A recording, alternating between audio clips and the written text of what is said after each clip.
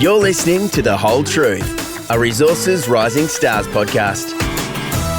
Hello and welcome to The Whole Truth podcast. I'm Paul Armstrong, back with an episode that's really going to get the pulses racing here. This, I have to say, would be one of the more compelling episodes we've done on this program. You don't need to be a geologist or anything technical to understand this story. Trek Metals has made what appears to be a very big manganese discovery in WA's Kimberley region. I say what appears to be because the Chief Executive, Derek Marshall, is a geologist and he's very quick to put his caveats on it. He says we can't call it a deposit yet because he hasn't got a resource. But I'm not worried about those minor technicalities. From what we can see, it appears they have something pretty substantial on their hands. They've collected a whole lot of manganese rocks.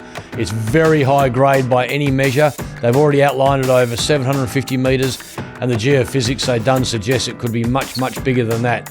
The issue is, have they got a really big deposit? And secondly, is this just one part of a whole new regional area that hosts manganese deposits again and again? Derek takes us through how they stumbled across it, because that's basically what they did. They stumbled across this, and as they say, some of the best discoveries in this business are sheer luck. This has got a big dose of that, but you make your own luck too. They were out kicking rocks, walking the ground, and they came across black rocks, which the trained eye said to them is manganese. Derek takes us through now what they're going to do in the lead up to a drilling program that, if successful, could see vast fortunes made. Derek, they often say some of the best discoveries are sheer luck. Are you a very lucky man? I'd like to think so, yeah. So you've literally stumbled across a manganese deposit. It certainly seems like that way. What I can tell you is that we've stumbled across some incredibly high-grade manganese sticking out of the ground at our project in the Kimberley, so it's certainly looking good at the moment. Spoken like a true geologist, you've avoided the D word that the stock exchange loves to hang people for, the deposit word. Of course, in their world, and that's not a normal person's world, but in their world, the deposit has to be backed by a JORC resource, and of course, you're far from that stage yet. But would appear that you're onto something pretty good here. Tell us what you know, and then we'll discuss what you may have. What we definitely have is what I feel is something really incredible. I went out in the field after the guys made the discovery. Like you said, we stumbled across it. We weren't out looking for manganese. We were following up a bunch of different targets on our ground. The season last year was focused on gold, and I'd like to reassure investors we're still heavily focused on the gold. But when we went out there and the guys came across these black rocks sticking out of the ground, and we sampled it. And the guys were on foot, weren't they? Is that right? They were they were in a 4-wheel drive, right. And then they walked for about 2 kilometres, 2 kilometres into the bush to check out a radiometric anomaly. And yeah, lo and behold, all this manganese. And then when I went up there, the thing that really struck me about it was just the consistency of the mineralization. Like every black rock you hit and you look into it, it just looks high grade. You know, it's this really blue. I've got some here actually. It's beautiful. It's black with like a blue luster, and there's plenty of photos, you know, on socials and on our announcements. You're starting to sound like Trump there. Beautiful black rocks. It's a beautiful black rocks. Beautiful black rocks. But to the trained eye, it's not just a black rock, is it? No, not at all. So it is approaching the theoretical maximum content of manganese in manganese oxide, which basically, in layman's terms, means it's extremely high grade. Can't really get any higher grade, and it's consistent. So this outcrop that we found, it's continuous over about 750 meters, which is, you know, a decent size. And to have high grade all the way along, we went in systematically after we got that first batch of samples in, really high grade, we went back and systematically sampled the whole thing, and the average for all of the samples was 50%. Okay, let's put that in context. There's two interesting things about that. What would be an average grade? Let's take the very famous, the world famous Woody mine, which has obviously made a lot of money and still going strong. What would be their average grade? So the benchmark for the whole industry worldwide for high-grade premium product is 44%. You know, your premium product where you get the best pricing. And generally, most mines don't meet that, and they trade at a discount for their ore to that price. So you've got obviously very high grade over this 750 metres. Now, the question is, what's below it? Because these are all samples you've taken straight off the surface, aren't they? That is exactly correct. So that's the million or billion-dollar question, if you will. What is under there? And we're absolutely, everybody at Trek is championing at the bit to get out and, drill some holes, find out what's down there. So here's the question. Where could it have come from? It hasn't dropped out of the sky. No, it's definitely come out of the ground. So it's come from below. Yeah. So logically, you think there must be more of it underneath. Yeah, and to have such a large, consistent outcrop, really gives me confidence that there's going to be more. And we've then backed it up with some geophysics. So we went out and did some ground gravity because the manganese is really heavy, and so it's really dense, and so it you can detect it by gravity. And so we did a ground gravity high resolution survey over the area. And it really looks like the where the outcrop is, that you get these big density features just trending off in both directions from it.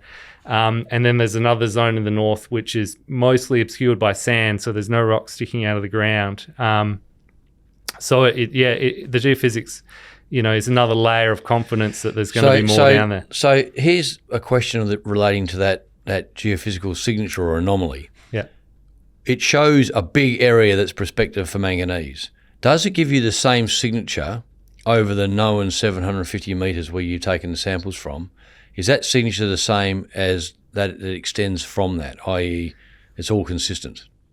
There's a very good correlation, like the same length of the outcrop is a big high density feature that then just trends off from it. So I would say yes, there's a very good correlation to that my would suggest very correlation is another one of your learned friend's beloved words, isn't it? Let's put that into English. What you're really saying there is that the geophysics results suggest very strongly that this area of manganese that you've outlined with the samples extends for quite some distance. Correct. How far? How far we will know when we start drilling it. But how far does the signature suggest, the geophysics? Basically only constrained by the size of the survey that we did. And so the survey we did was probably about 1.5 kilometres by a kilometre. And you can see, obviously it's not all a high, otherwise it wouldn't make any sense. But you've got the gravity, the outcrop, and then you can see it trending down to the south and then again to the north. And then there's this second area of high density rocks and a small but extremely high grade pod of manganese sticking out of the ground 400 metres to the north. So a repeat to the north. So it kind of looks like, two trends and they come together. It all geologically stacks up. That is fascinating. So the geophysics results would suggest that this could be 2-3 times the size of what you've outlined. Way more than that. Okay, so the real question remains, what's below it? Yes, how thick, how continuous, and the grade. So how do you find out the truth about that? Drill lots of holes. And when are you going to do that? So we are aiming to be up there in a couple of months. Right, so not maybe long. Three. So what can you do between now and putting some deeper holes into this? What else do you do? So we've got a number of things on the go. So we are, because we believe that this manganese mineralization has a good potential to be economically exploited, we really want to get as much information as we can out of the rock chips, out of the material that we have now. So we're really looking into the mineralogy and the trace element geochemistry and the petrophysics, which is bench test work on the samples to see how the rocks react to different geophysical techniques, to really see if there's any particular technique that we should use to help guide the drill bit, because the drilling is the most expensive part. And so if we can do something to, we're going to likely extend the ground gravity, we did some aeromagnetics last year. We're waiting for the results from that. I've got a meeting with the traditional owners. We've had a really good long history with the traditional owners up in the project area. we've had them out on site for a survey last year and out for monitoring, and so we've got a really great, solid relationship. We'll go up, have a meeting with them in 2 weeks' time to organise a survey, because this is a new area.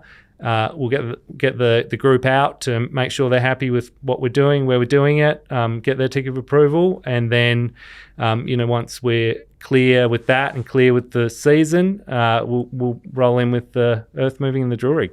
What's the size of the prize here in commercial terms? I mean, let's work on the basis that the geophysics is giving us a reasonably accurate insight into what you could have here, in which case you've got a very, very big high-grade manganese deposit. What's the commercial value of that sort of deposit? Not in aggregate terms, but per tonne on the market. What's the prize here? Okay, so manganese is priced by DMTU, dry metric ton units, which essentially relates to 1% manganese in ore. And so they do it at the price currently is anywhere between $4 to $6.5 per DMTU. So if you go with a middle ground of $5 per DMTU, if you times that by the 44, you get the 44% you referred to previously being the industry average. Yeah, yes. Being the industry average of the high grade. Yes. What is that number? It's about maybe $250 US on that order, per tonne, and then you convert it to Australian. You're looking at over $300 a tonne for the 44%. Whereas if we are, if we get a run of material that's higher than 44, and especially if we've got low impurities, which it looks like we do, we could certainly be expecting a better price than that. So it's valuable material, and twice as valuable as iron ore. Yeah, at least. And you can. There's also some plenty more value adds. I'm involved in a couple other companies that are looking into manganese, and especially trying to position themselves for manganese sulfate, which is a precursor to go into lithium-ion batteries. And we really see, the thematic around manganese and around, the energy transition. I think it's become apparent that we really need more battery storage. It's all good to generate power from solar, wind. You really need the storage. And so the batteries, lithium-ion batteries, obviously, lithium's come back. There is a big demand. And manganese is one of the key ingredients into the lithium-ion battery chemistries. So the batteries are the growth story. It's obviously traditionally has been used in steel making. Yes. But the increasingly manganese is eyeing a future in batteries. Yes, correct. So I think there's really solid economic case for the steel industry. It's irreplaceable, manganese, in the steel industry.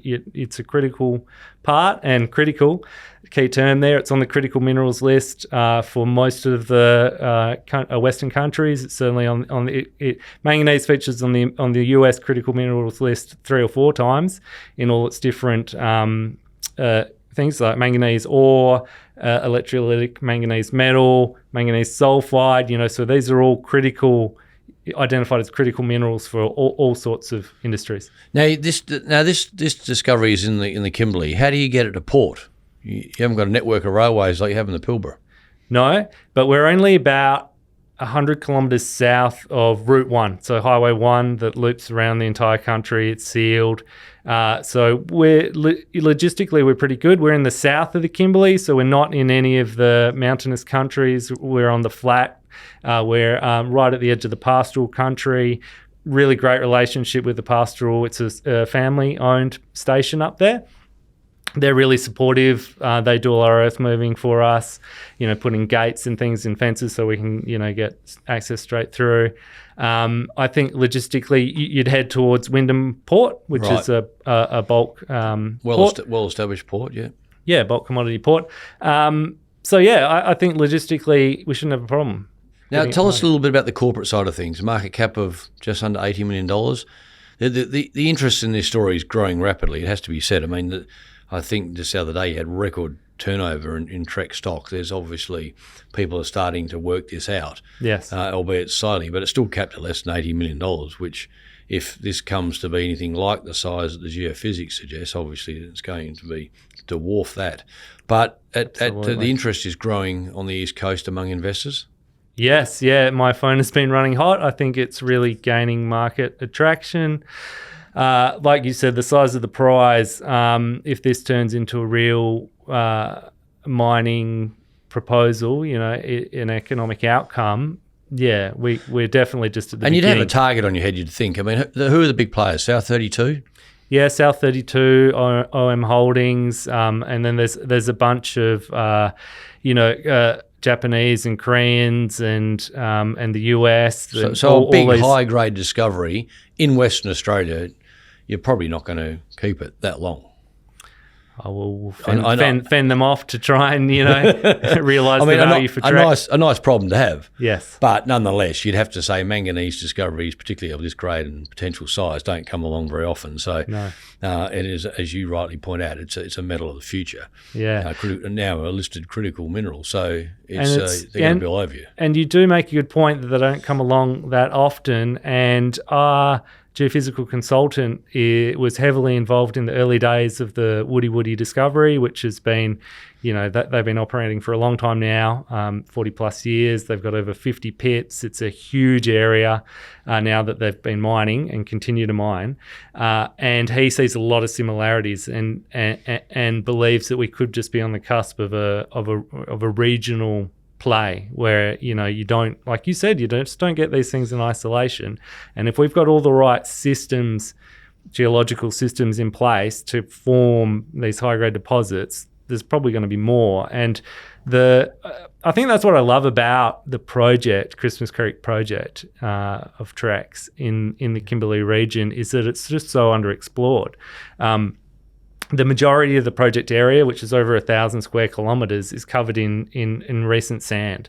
And so we've been out doing a lot of soil sampling, and there just hasn't been the work. Like, we've just got to get out there and, the guys are gearing up. We've got all our own field gear, and we've been, ranking all the targets that we want to get out and just do this early boots on ground exploration, which we all love, mapping, rock chip sampling, soil sampling, and who knows what else we might stumble across. And the gold... You might be lucky again. And the gold story certainly hasn't gone away. We've got some really high-grade gold at the project. We know at the Martin Prospect, the year before last, we got 10 metres at 12 grams, another 10 metres at 7 grams, both in the same hole. So we know this Martin system can really host high-grade gold. And it's a matter of just finding out where the sweet spot is. So we've got a bunch of drilling planned for that as well. So it could be a really exciting season. Worth pointing out, as we draw to a close, Derek, that Christmas Creek, your project, not to be confused with Christmas Creek of FMG fame, their iron ore project in the Pilbara, of course. Yep. Perhaps FMG and Twiggy might like a stocking full of Christmas Creeks. Maybe. Only time will tell, as they say. Derek, thank you very much for taking us through that. Fascinating progress. It really does feel like you could be on the cusp of something very big. This is ultimately the sort of stuff that investors in this space live for, a big greenfields discovery. Yeah. This is where vast fortunes are made, and so far, so good. Fingers crossed. Yeah, thanks for having me. As an exploration geologist from a family of exploration geologists, this is what I live for. Greenfields discovery, there's nothing more exciting. And, I really look forward to keeping the market and Trex shareholders updated. Thanks, Derek.